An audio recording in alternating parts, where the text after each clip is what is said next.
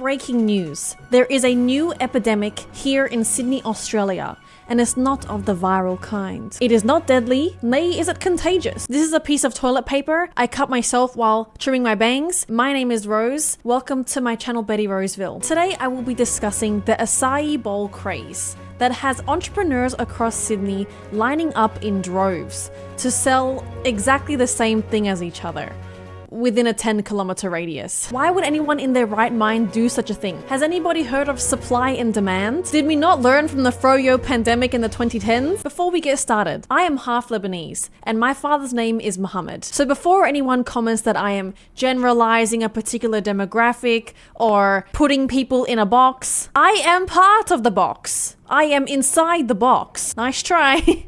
Nice try, but not this time, bucko. Like many great stories of success, this all started on TikTok, where I had my first encounter of the phrase unbeatable texture. Unbeatable texture. Unbeatable texture. Unbeatable texture. This has now become the basic foundation of all acai businesses in Sydney. At first it seemed like a good idea, I guess. It's basically a smoothie bowl, just really thick. They were all selling the exact same thing and repeating the exact same phrase, although they were competitors. And they were roommates. Oh my god, they were roommates. Which got me thinking, was this just a really strange coincidence? Did the acai supplier in Sydney hire the world's best salesman recently? And why acai of all business ventures? What about ice cream? What about other things? Then it came to me. The profit margins on an acai business are probably huge. Let's be real. The acai, they buy it in these buckets, these vats, and all they do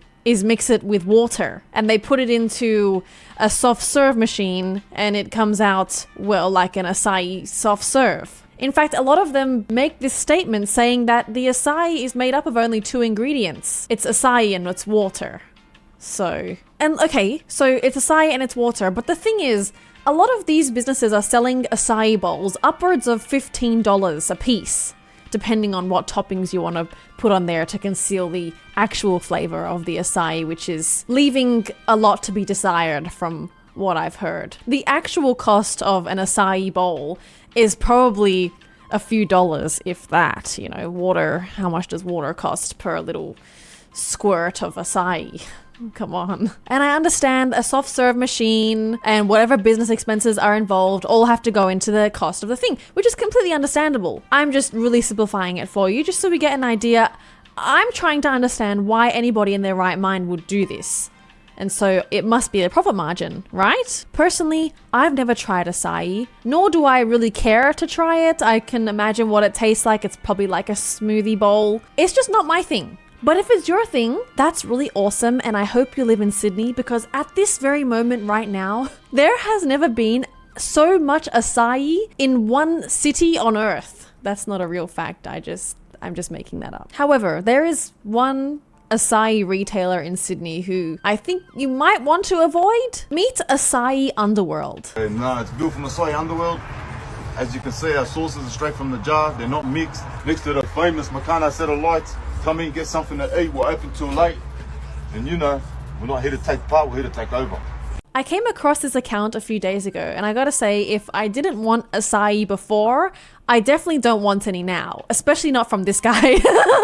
I'm not sure if they're trying to sell acai or if they're threatening to hurt me. At the end of the day, being a small business owner is extremely tough, and trying to stay on top of the curve is more challenging than ever these days, particularly with social media platforms like TikTok creating new trends every hour, it seems like. So for that, they deserve all the success that any acai business can achieve, which I hope is a lot for them. Alas, I am still confused as to why anybody would do this. It doesn't seem profitable at this point when you've got 20 different acai places within the same 1-kilometer radius. But hey, what do I know about business? Anyway, what are your thoughts on the acai epidemic in Sydney? I hope you enjoyed this video. I'll see you in the next one. Peace, love, and farts. Bye!